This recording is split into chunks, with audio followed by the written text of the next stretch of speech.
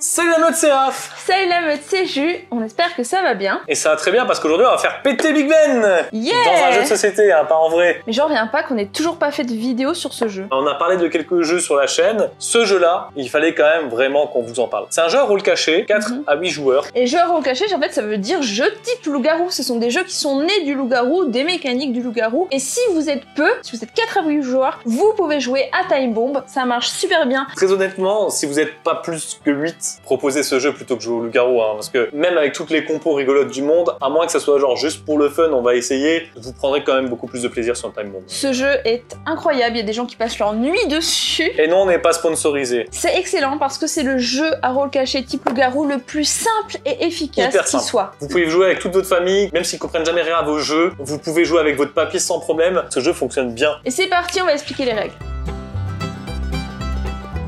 Dans la mise en place, il va falloir distribuer des cartes. Soit tu fais partie du camp des méchants, le camp de Moriarty. Il y a un fond rouge. Oui, c'est Sherlock contre Moriarty, hein, faut le savoir. Voilà, on est à Londres, Sherlock vs Moriarty. À la base, c'est un jeu japonais et le thème, c'est pas du tout ça. Mais quand ils ont adapté ça en Europe, ils ont mis le thème Sherlock. Bah, ils ont bien raison, hein. Ouais, c'est intergénérationnel. Très stylé. Et du coup, là, on a l'équipe des gentils, évidemment, qui sont plus nombreux que les méchants. Bah oui. Comme dans le loup-garou. Et ça, c'est l'équipe de Sherlock. Et du coup, bah, chaque joueur reçoit une carte, hein, voilà, un bon méchant. Et c'est une méchant. Tout le monde a consulté sa carte, on peut commencer à jouer. On va distribuer à chaque joueur un certain nombre de cartes qui sont, on peut le voir, une carte avec un fil, c'est un fil de bombe. Et chacun notre tour, on va pouvoir couper un de ces fils auprès d'un des joueurs. Donc par exemple, Julie, elle veut couper un fil. Moi, je veux couper ça. Et ben, elle coupe celui-là, c'était en fait une fausse bombe. Son action n'a servi à rien. Ça n'a ni fait exploser la bombe, ni empêché la bombe d'exploser. Mais je récupère la petite pince. C'est à moi de jouer. Si Raph est gentil, il aura tout intérêt à vouloir couper des cartes comme celle-ci avec les fiches jaunes en fait, et ça ce sont des amorceurs. Il faut en trouver autant que le nombre de joueurs autour de la table. On est 5, on va devoir en trouver 5 dans la partie et on aura gagné. Exactement, donc là je retourne cette carte là, on en a enfin retourné une, il faut encore qu'on en retourne 4 autres pour gagner. La pince est à moi maintenant, tu viens de couper chez moi. Raph m'a beaucoup convaincu, il m'a expliqué à quel point il était gentil, à quel point ses cartes étaient super cool, à quel point il avait plein de désamorceurs. Alors du coup je vais couper chez lui. Bah, je vais couper celle-là.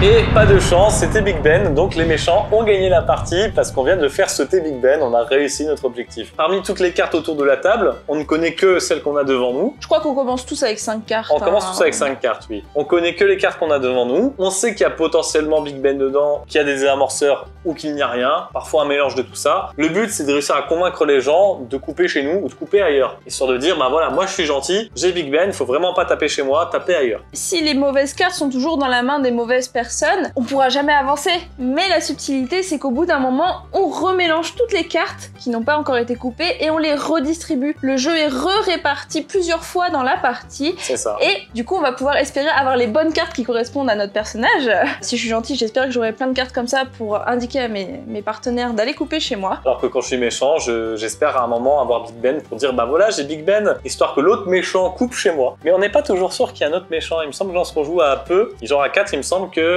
on n'est pas sûr qu'il y ait un ou deux méchants dans la partie. C'est ça. Donc en plus, il y a des petites surprises parfois, faut faire attention, adapter sa stratégie, essayer de sentir qui peut potentiellement être méchant, et ça peut changer complètement une game. Parce que la subtilité, du coup, effectivement, dans ce jeu-là, par contre, les méchants ne se reconnaissent pas. Oui. Il n'y a pas de phase où tout le monde ferme les yeux et on demande aux méchants de se reconnaître. Non, c'est à eux un peu de sentir, deviner, et même parfois il est judicieux qu'un des deux méchants se dévoile pour aider son camp. Voilà, et moi je suis méchant, j'ai la bombe, venez chez moi. Mais j'ai déjà vu le contraire, j'ai déjà vu des innocents qui bluffaient ça pour dévoiler l'autre méchant. Ouais, je trouve qu'il y a beaucoup de manipulation, beaucoup de bluff, et c'est hyper plaisant, et c'est super simple en fait. Bon là, on l'a un peu raconté de façon grossière, de façon très approximative. D'ailleurs, ceux qui ont la flemme, ils peuvent le reproduire avec un jeu de cartes, ça je l'ai déjà vu aussi, un jeu de cartes simple, les méchants sont en rouge, les gentils sont en couleur noire, d'un jeu de cartes classique, ça marche aussi, vraiment, on recommande. Vous pouvez vous demander, mais où est le bluff dans tout ça? En fait, tout le sel du jeu, ça va se réunir autour des bombes. On sait qu'il y en a 5 dans la partie, et on va demander à tous les joueurs autour de la table de dire combien ils ont de bombes au final. Et là, il y en a un qui dit 1, 2, 3, et tu fais le calcul, au final, il y a 7 bombes en jeu, alors qu'il en existe que 5. Et en fait, c'est parce qu'il y a des gens qui bluffent, il y a des gens qui sont méchants et qui vous mentent. Il y a même des gentils qui peuvent mentir parce qu'ils veulent pas qu'on aille chez eux. Ils ont peut-être plein de fils, mais ils ont la bombe, alors ils vont mentir eux aussi. Et en fait, c'est un jeu où à la fois et les gentils et les méchants vont pouvoir mentir pour arriver à leurs objectifs.